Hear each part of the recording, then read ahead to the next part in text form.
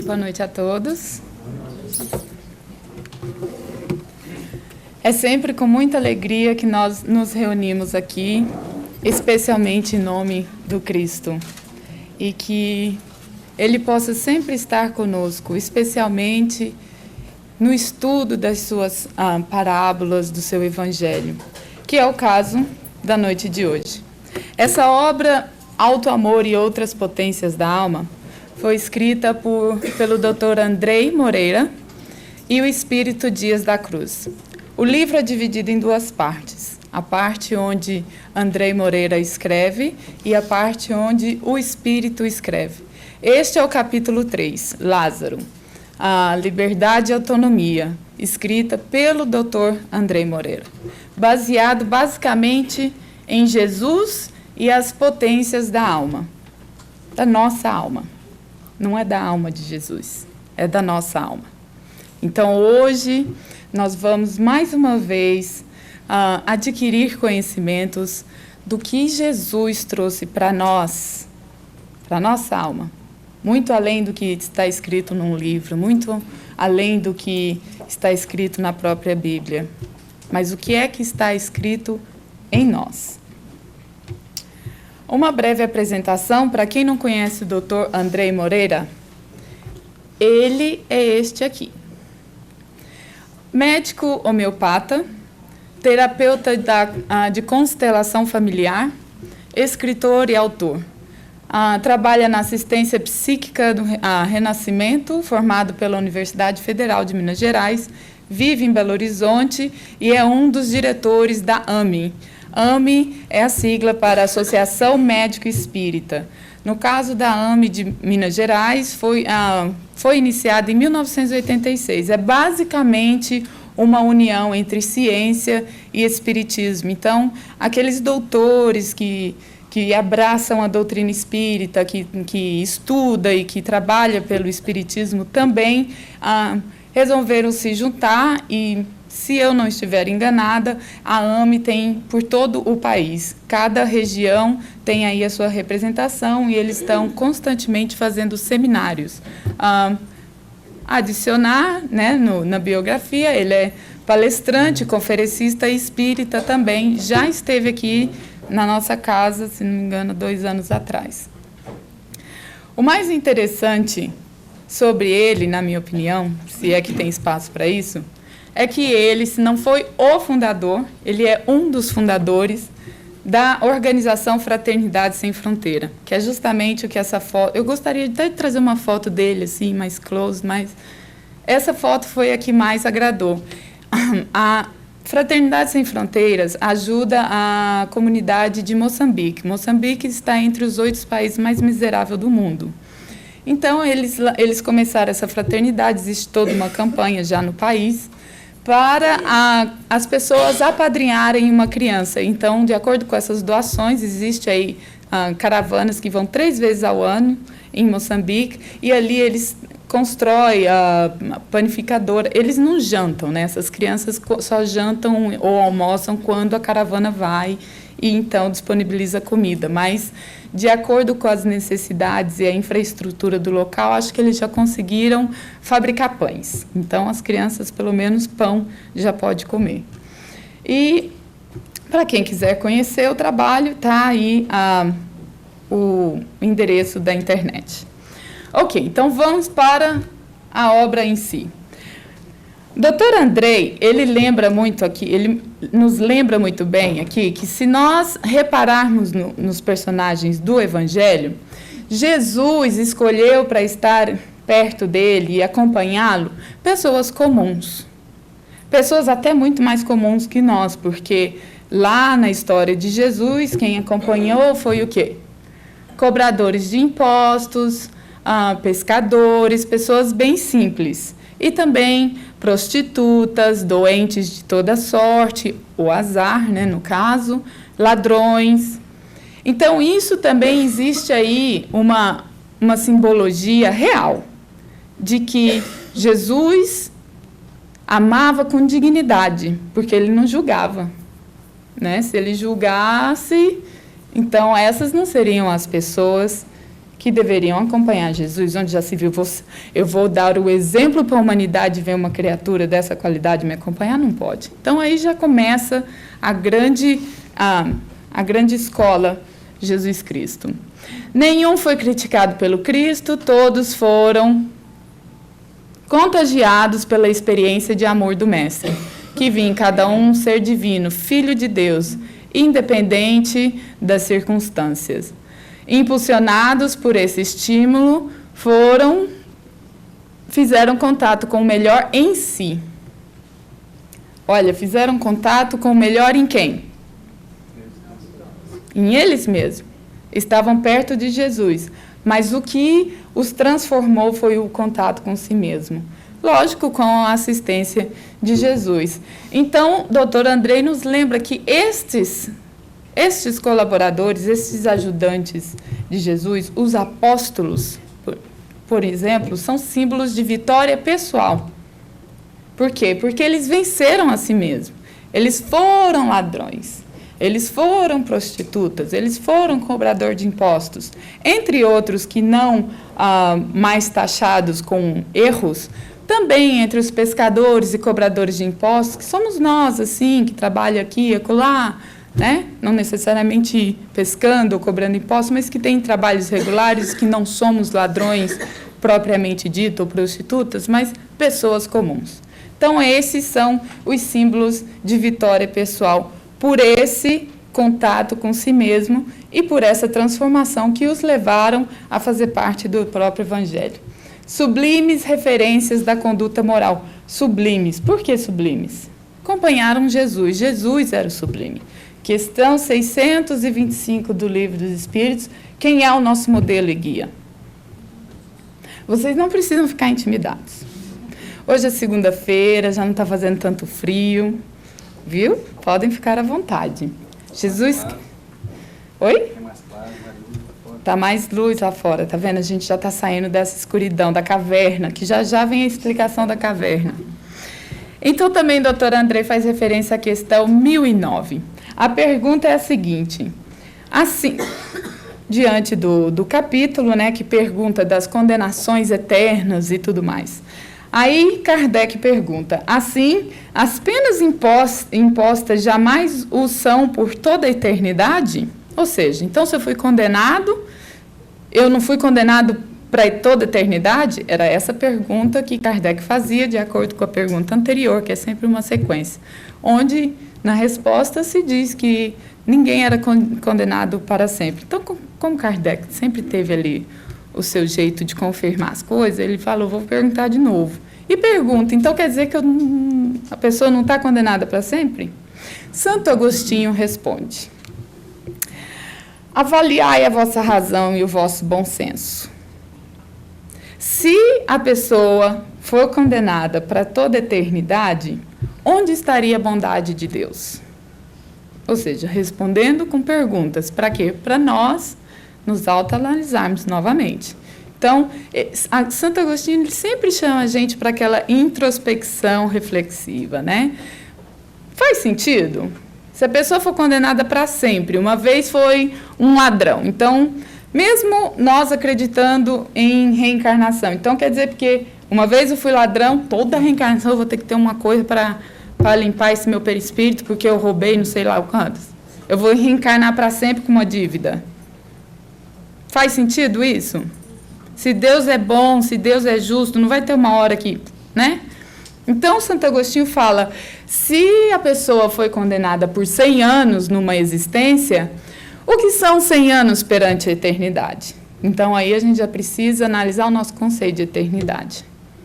Ou seja, a gente precisa ampliar os nossos pensamentos.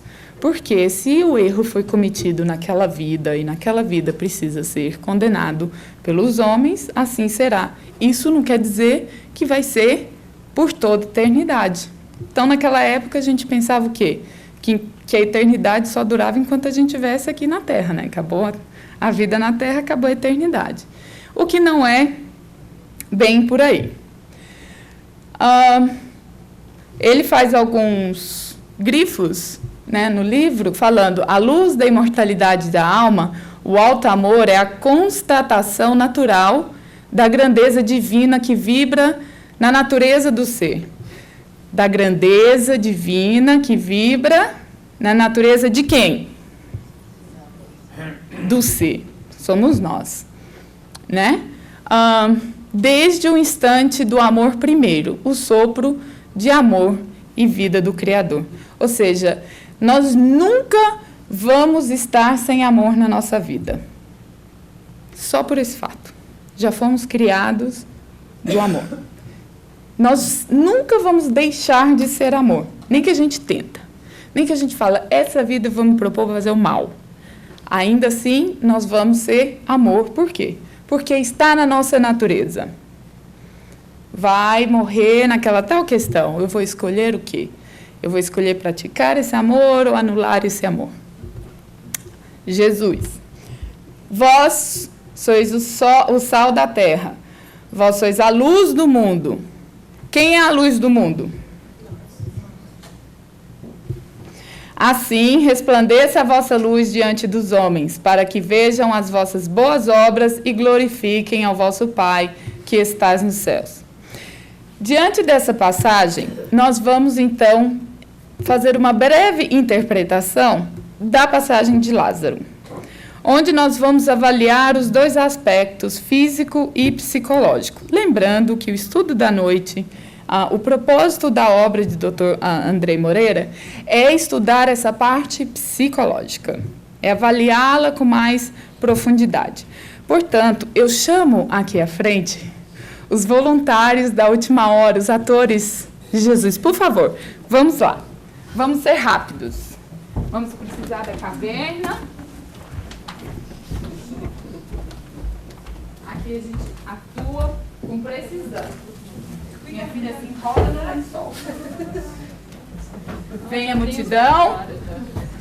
Rocha, cadê a Rocha? Ok. Célia, você, por favor, para cá. Isso, vocês podem ficar por aqui. E quando eu falar para mover a perna, eu vou pagar tudo, minha filha. Você não pode ver, não pode fazer nada. Mas você tem que conseguir andar. Vamos lá. Maria, vem pra cá, Maria. A Maria está ajudando aqui. Onde que é a Maria? Vamos lá. Multidão, vem pra cá, multidão. Vocês vêm pra cá. Aí vocês empurram. Então vamos lá. Ok. Ia ficar muito sem graça se eu ficasse aqui contando história. Eu sou péssima para contar história. Então Lázaro sofria de um mal. Foi enterrado já por 4 dias. Então, vocês hoje não estão... Hoje não, agora. Transportem-se para Betânia. Todo mundo? Transportaram. Então, nós estamos em Betânia, lá perto de Jerusalém. 40 quilômetros. Você quer mais detalhes? Vou precisar Google. Enfim, lá, pertinho de Jerusalém, cidade vizinha. Nós estamos em Betânia e aqui basicamente é uma caverna, ok? Aí aqui está Jesus, olha que pretensão a minha, faz de conta que eu sou Jesus.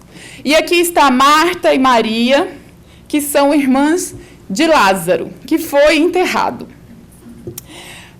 Lázaro, Marta e Maria tinham amizade com Jesus, ou seja, uma amizade mais próxima. Jesus amava e ama a todos, verdade? Verdade. Mas, enquanto na Terra, teve lá os seus amigos mais próximos. Eu amo todos vocês, mas eu não tenho amizade direta com todos. Então, Marta e Maria e Lázaro eram mais próximos de Jesus. Jesus os visitava com frequência, não só para dar lições, mas para visitar amigos. Maria foi quem lavou os pés de Jesus com seus cabelos. Olha, isso, está longo. Para só ter uma referência em quem é. Então tá. Aí é bem importante que vocês guardem uma atenção para os símbolos dessa passagem. Então nós temos Lázaro, nós temos a pedra, que já já a gente apresenta como Reinaldo. Nós temos a multidão, representada pelas tão carinhosamente conhecidas tribetes. Aí nós temos Maria e Marta. Então, o que acontece? Lázaro morreu. E mandaram chamar a Jesus. Jesus pega o pedido e espera ainda 2 dias. E aí os apóstolos falam, mas Jesus, você não vai lá atender? Ele disse, vamos aguardar, Lázaro dorme. Mas como dorme, o recado foi de que Lázaro morreu. Nisso, Maria e Marta, pode ficar aqui, por favor. Tão envergonhadas, ficam assim, indignadas. Não pode. Vai. Elas ficam assim, reclamonas, indignadas, Jesus não vem. Isso, agoniadas, ou seja, mostrando essa ansiedade, né? E aí, depois de 2 dias, Jesus resolve, então, ir até Betânia. E os apóstolos perguntam, mas... Aí, antes estava questionando por que não ia logo. Agora está questionando, mas Jesus, lá em Betânia tem judeus que estão querendo te atirar pedra. Mas você vai lá? Aí Jesus fala, eu vou porque precisam de mim para poder se fazer a obra do Senhor. E aí Jesus caminha 40 quilômetros. É tudo que eu sei. É lá perto do mar Mediterrâneo. Então, onde é aquela área? Jerusalém, né? É lá. Vai ter um mapinha aqui, já vocês se esclarecem melhor. E aí, o que acontece? Então, Jesus chega e tá Marta e Maria reclamando. Jesus, cadê você? Não, vocês estão reclamando com Jesus. Jesus, cadê você? Cadê? Aí, Jesus chora, tá? Jesus chora. O choro de Jesus tem uma representação que vai ser dita depois. E Jesus vê aquela agonia e ele chora. Até que, de repente, ele se repõe e fala, multidão, move a pedra. Adoro. Tá bom, senão vai cair todo mundo. No que Jesus fala para a multidão, olha só a simbologia que ele pediu para a multidão afastar a pedra. Ele, então, faz a graciosa ordem, sempre com muita amorosidade, e diz, Lázaro, vem para fora. E Lázaro, todo embolado nos lençóis, que era assim que era enterrado antigamente, vem andando, desnutrido. Adoro. Muito obrigada. Palmas para os atores.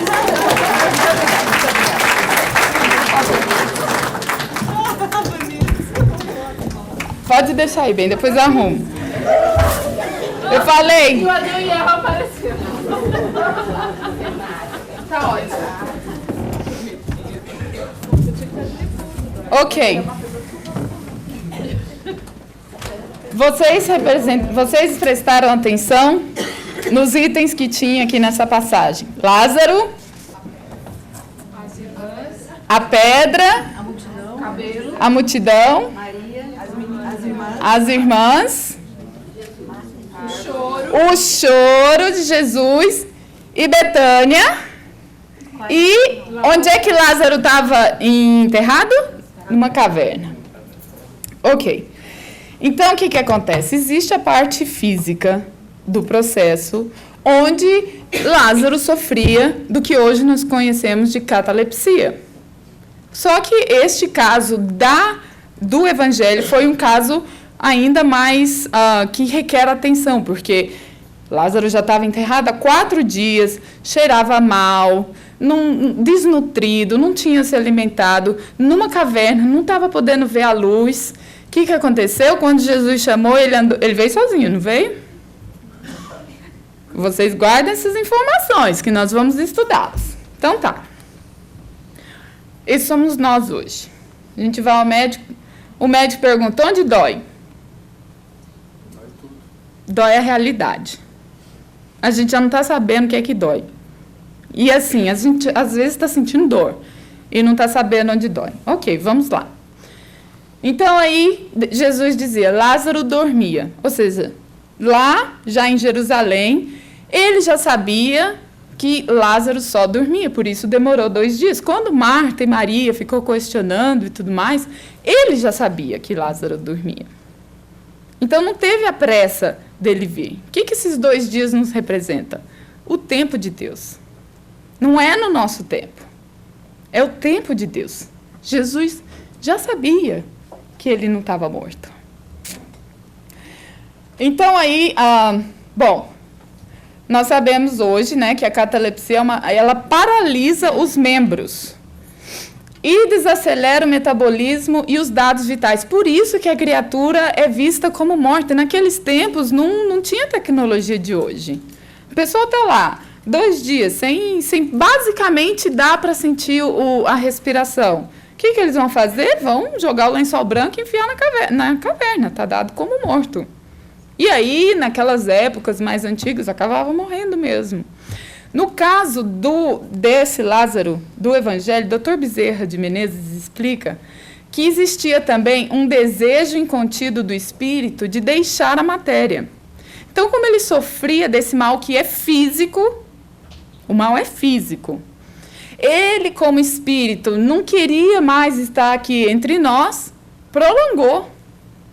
Ele foi dado como morto por mais tempo.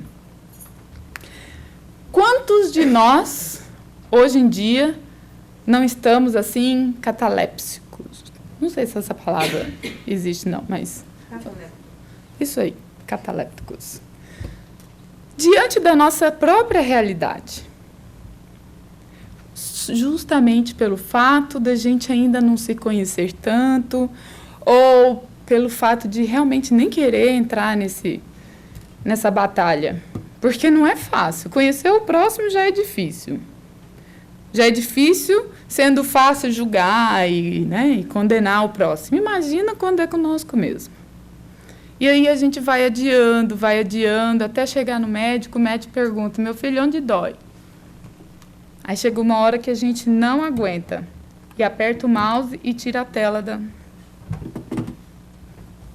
E a gente não aguenta. Ok. Olha lá, Betânia. Olha, Lívia. Betânia está bem aqui, ó, perto do mar Mediterrâneo. Aqui está Jerusalém e aqui está Betânia. O que acontece? Betânia é o símbolo da simplicidade.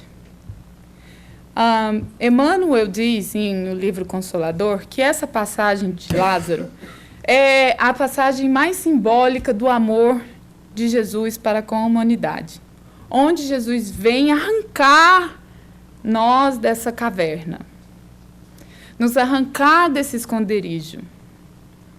Então, o fato podia ter se passado em outros lugares, né? Era tudo assim tão pertinho, tinha lá o Império Romano, tinha o lado rico da história, o lado do ouro, mas não, se passou num lugar bem simples.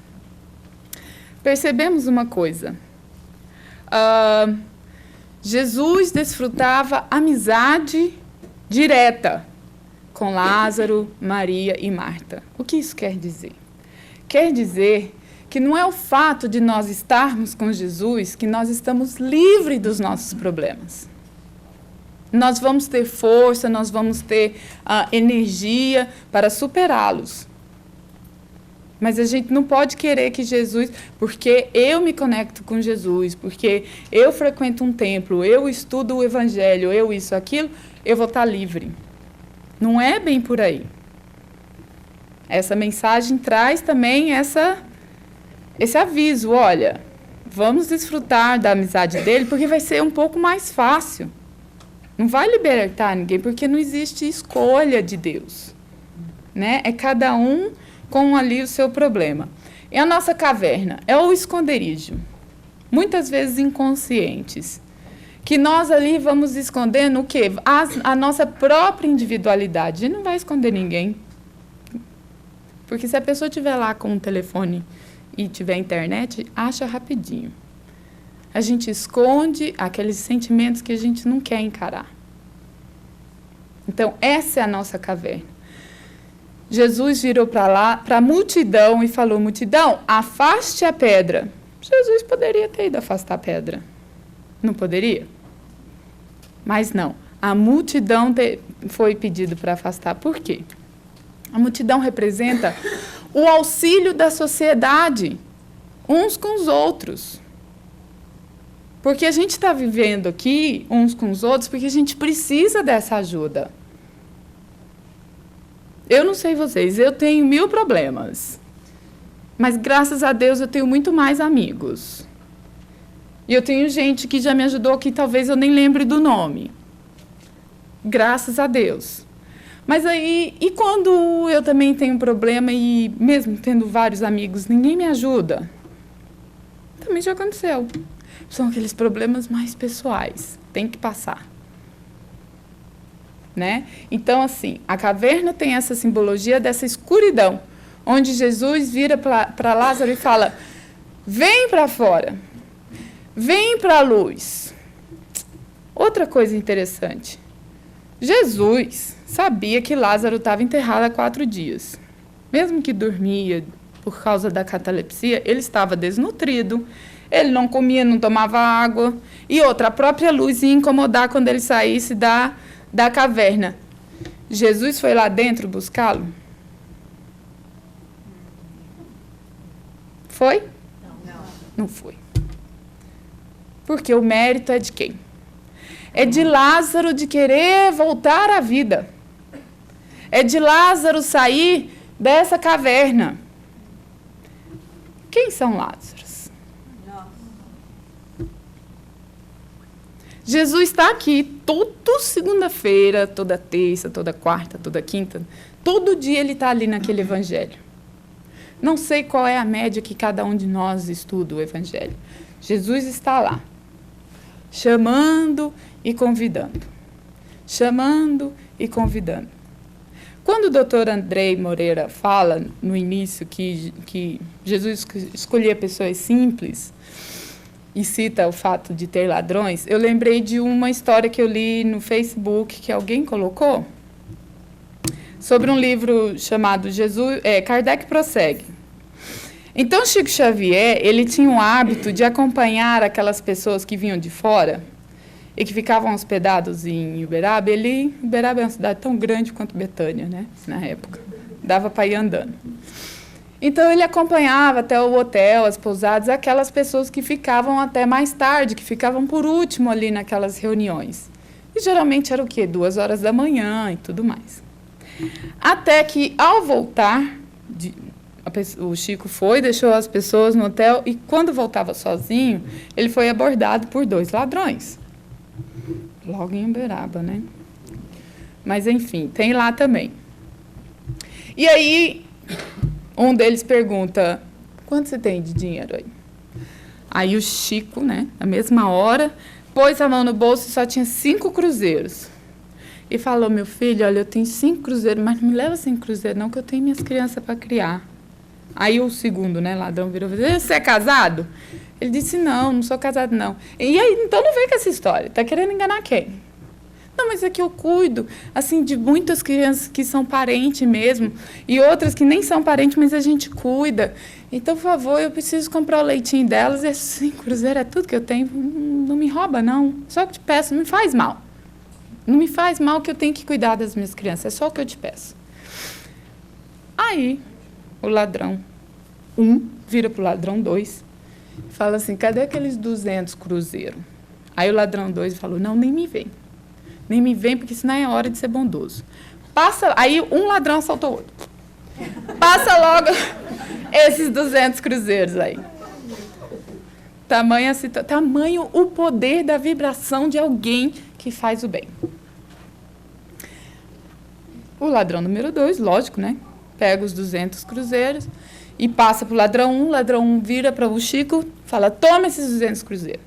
Vai comprar o leite das suas crianças. Aí Chico encosta assim na parede, meio ainda trêmulo, tentando se recuperar, põe a mão no peito. Lógico que ele aceitou os 200 cruzeiros. Chico era bom, mas não é bobo. Existe aí uma diferença. Chico aceita os 200 cruzeiros, põe no bolso e, tentando se recuperar ainda assim, respiração profunda, agradece aos 2 ladrões que já iam andando, fala: obrigada, que Deus abençoe e que Jesus esteja com vocês. Aí, o bondoso, né, olha para trás e fala: você acha mesmo que Jesus vai abençoar nós 2 ladrões? Aí Chico olha para ele e fala, sim, ele não escolheu 2 para morrer junto com ele? Será que esses 2 ladrões assaltaram mais alguém depois dessa? Vamos fazer a proposta de Santo Agostinho, vamos usar a nossa razão, nosso bom senso. Vocês acham que depois de uma experiência dessa, esses 2 ladrões assaltariam mais alguém? É difícil, não é meio difícil? Pelo menos o ladrão 1, talvez não. O 2, quem sabe? Né? Mas são essas atitudes que vai nos transformando. Às vezes, nós não somos ladrões de propriedade, de dinheiro, disso ou daquilo, mas a gente ladra a liberdade do próximo com o nosso egoísmo. Quantos pais querem que aqueles filhos sejam aquilo que eles queriam ser ou que desejaram para o filho? Quantos filhos culpam os pais de que eu sou assim porque eu fui criado assim? Quantos de nós desejamos que os nossos amigos fossem diferentes ou vice-versa? Que o nosso chefe no trabalho fosse assado? Lógico, que aumentasse o salário, nunca é demais. Mas a gente está sempre exigindo alguma coisa da sociedade. Pode ser da família ou da própria sociedade. É muito interessante quando a gente começa a fazer esse tipo de análise. Vocês, se fizerem, já podem, talvez, até concordar um pouco com essa ideia. Nos relacionamentos frustrados. Muitos de nós não estamos em prostíbulos, mas nós ainda não aprendemos a usar as nossas energias sexuais. Quantos matrimônios, quantos relacionamentos são feitos por causa de um impulso sexual? Fulano é o amor da minha vida. Outro dia eu estava vendo um vídeo de teatro que supostamente era comédia, mas foi bem uma liçãozinha ali. Onde ela falava assim que, às vezes, aquela pessoa veio para a sua vida para ser algo temporário e a gente faz aquilo de um longo termo. Aquela pessoa talvez está passando ali para ensinar alguma coisa e a gente insiste para ela ficar. Aí, no futuro, a gente começa a ter... A realidade começa a doer, a gente busca uma solução, que geralmente a solução está em nós mesmos. Ou seja, a gente busca essa autoavaliação e descobre que não era para ser com fulano ou com Beltrano. Provavelmente já vai ter filhos envolvidos na história. E como é que fica? Até onde avaliar se eu devo me divorciar, se eu devo continuar? A gente não precisa mais estar em prostíbulos, percebemos? A gente não precisa estar roubando o dinheiro do outro. Mas, de alguma forma, por algum motivo, se estamos aqui hoje, existe alguma coisa para a gente corrigir. E parabéns para nós que já estamos aqui sem roubar alguém, né? Literalmente falando. Porque imagina se ainda a gente tivesse que corrigir isso. De roubar, de tirar vantagem, né? Cobrar impostos ali é basicamente um ladrão. Porque a pessoa vai lá e quer sempre mais e chantageia. Chantagem. Nossa, quanta chantagem emocional existe ainda na humanidade. E aí a gente sai desse extremo, ok, eu não quero mais ser isso. Eu entendo que eu tenho a capacidade para ser uma pessoa melhor. Eu não quero mais ser isso. Dá uma escorregada e vai para o desculpismo. Ou então se culpa, se flagela. E não é isso. Não é isso que Jesus propõe. Jesus propõe que a multidão, quando nós estivermos diante de um ato onde alguém errou, qual é o papel da multidão? Tirar a pedra. Para que aquele Lázaro, que pode ser nós, ou que é até nós em algumas vezes, possa caminhar, possa voltar à luz. Se Jesus viesse hoje, estivesse hoje aqui na Terra, e eu estou com um problema sério, pode ser uma doença, pode ser uma carência, pode ser uma revolta, sei lá, essas coisas aí dos humanos, né, que a gente tem uma lista inteira para falar. E Jesus viesse aqui e fosse num cemitério e desenterrasse lá um defunto, o que isso ia ajudar no meu problema? O que esse fenômeno ia ajudar? Porque existiu também a parte magnética de Jesus perante a Lázaro. Essa força que Lázaro teve para caminhar é uma doação magnética de Jesus. A criatura não conseguia andar. Imagine vocês, esse magnetismo que nós estamos falando é aquele mesmo manuseado ali na sala de passes. Vós sois o sal da terra. Vós sois deuses. Então, quando existe uma pessoa com fé sentada na cadeira para receber, existe outra pessoa com fé preparada, instruída, com amor, com disposição, para doar, para ser aquele instrumento, o milagre acontece. Tem muito Lázaro que sai andando da sala.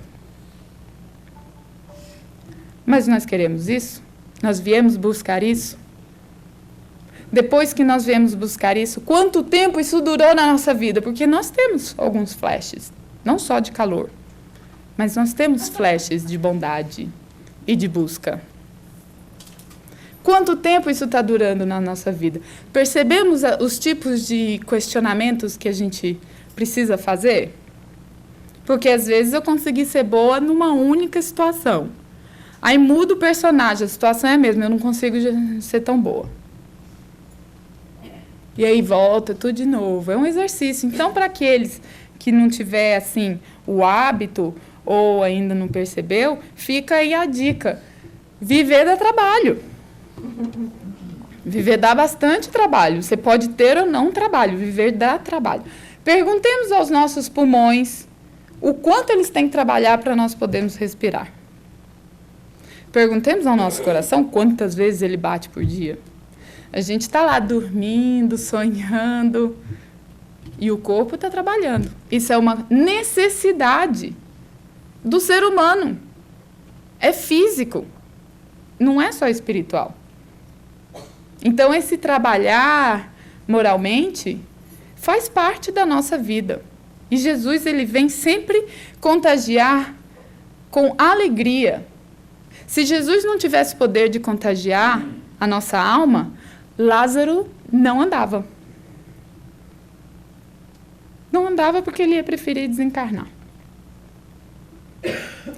Nós estamos querendo caminhar? Quantos de nós não estamos hoje envolvidos num lençol branco? O que o outro fez? Existe alguma coisa que nós podemos fazer diferente para não sentir aquela raiva, aquele desprezo? Agora, é não sentir isso pelo outro, mas também não sentir por nós mesmos. Porque aí a gente perdoa o outro e pronto, cai a culpa toda em nós. E fica nessa gangorra de extremos.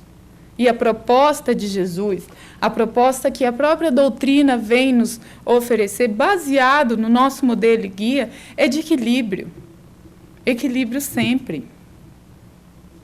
Em tudo que nós fizemos, desde o que a gente come, desde o que a gente pensa, desde o que a gente faz ao acordar. Eu tenho uma família, eu dei bom dia para minha família. Às vezes a gente passa sem dar bom dia. Às vezes não, quase todos os dias. Sonhou com a pessoa, teve um pesadelo, já acorda com raiva.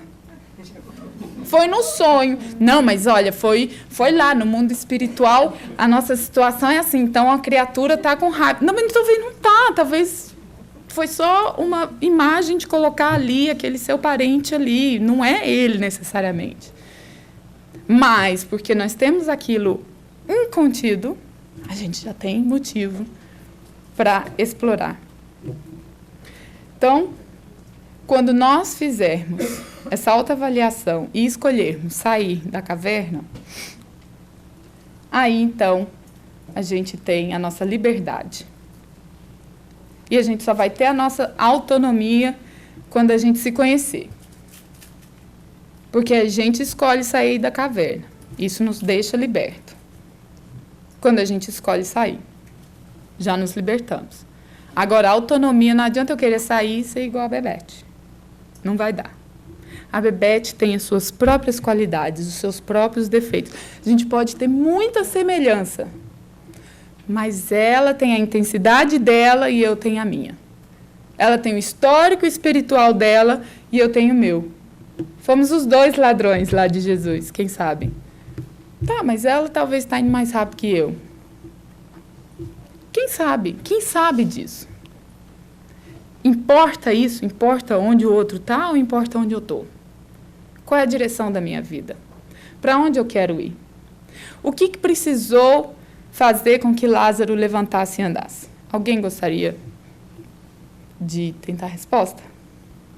Dica. Está na tela.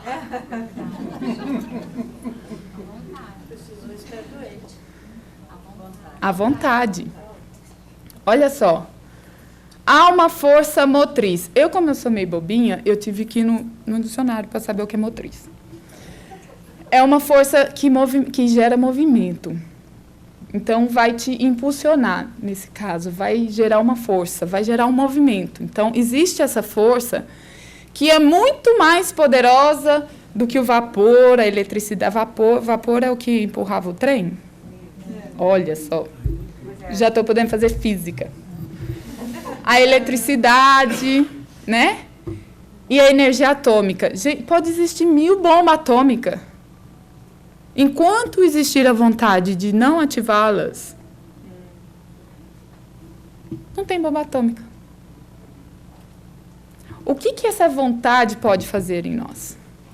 Quem é que vai trazer essa vontade para a gente? Jesus? Jesus não veio na hora que chamou, veio 2 dias depois. Jesus chorou. Por quê? Porque aqueles que estão mais próximos deles, ouvindo o que ele tem para dizer mais constantemente, podendo tirar o fruto que Jesus trouxe para nós a todo momento, por desfrutar desse companheirismo, esses sim duvidaram ainda. E questionaram e reclamaram por que Jesus demorou. Então, Jesus, ele não empurrou a pedra, ele demorou 2 dias, ele chora diante da nossa ignorância. E ele não deu sequer a mão para Lázaro sair da caverna. Porque Jesus é ruim? Por que será que Jesus não fez isso? Porque aí entra o nosso mérito. Então, quando aquela pessoa tem aqueles problemas e a multidão tira a pedra da pessoa, é porque a pessoa tem o mérito. É porque Deus ajuda. Deus ajuda a todos, mas só reconhece a ajuda de Deus aqueles que estão se esforçando. Quem está na caverna não está nem sabendo que Deus existe, não consegue ver luz. São simbologias que precisam ser levadas no nosso dia a dia, senão nada faz sentido, porque pelo menos para mim, quando eu li a primeira vez lá na minha época, lá de vários outros anos atrás, que a idade está chegando, a gente não pode começar a comentar muito. Eu olhava e dizia, Senhor, me ajuda, eu tenho problema.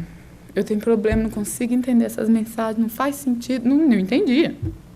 Não conseguia estudar evangelho. Para mim, nada fazia sentido.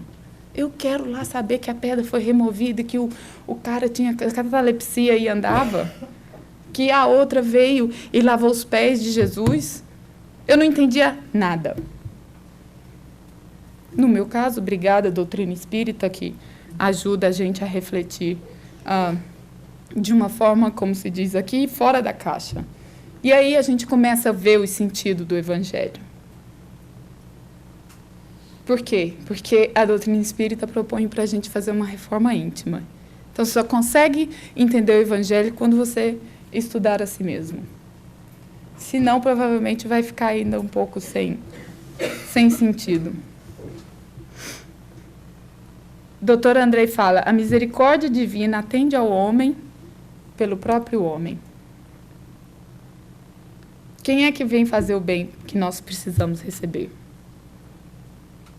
O primeiro, o inicial, nós mesmos. Então, Deus vai atender a nós por nós mesmos. Qual é a nossa tarefa? Valorizar esse investimento que o alto faz em nós. Porque existe um investimento. Quando a multidão vem remover as nossas pedras, são investimentos do alto. deixa eu mandar essa criatura aqui, que vai saber levar essa outra criatura aqui, para ver se compra um carro novo, se para de ficar na rua o tempo todo.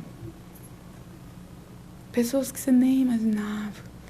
Deixa eu mandar essa criatura aqui, que tem um pouco mais de dinheiro, para ajudar aqui no aluguel dessa outra criatura aqui, para ver se faz alguma coisa. E assim vai. Deixa eu mandar essa criatura aqui, dá uma ligada para fulano de tal, para saber como tá, para ver se... E aí, a pessoa desaba, porque não tinha ninguém para conversar. São essas multidões, a sociedade. As pessoas assim que às vezes não têm um vínculo muito direto conosco. E aí, falando propriamente do corpo físico, Andrei Moreira fala que a cura é um patrimônio da alma que desenvolve o quê? Consciência, maturidade e dilata a percepção em relação a nós mesmos. Isso é uma verdadeira cura.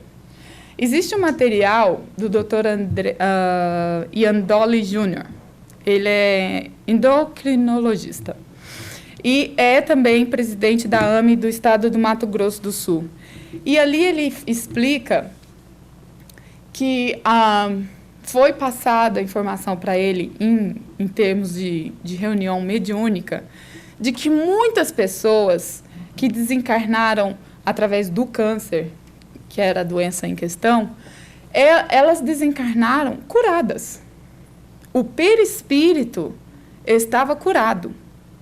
Só que o corpo físico não teve força o suficiente ou o tempo necessário para se recuperar. Mas aquela chaga já não existe mais no perispírito da pessoa.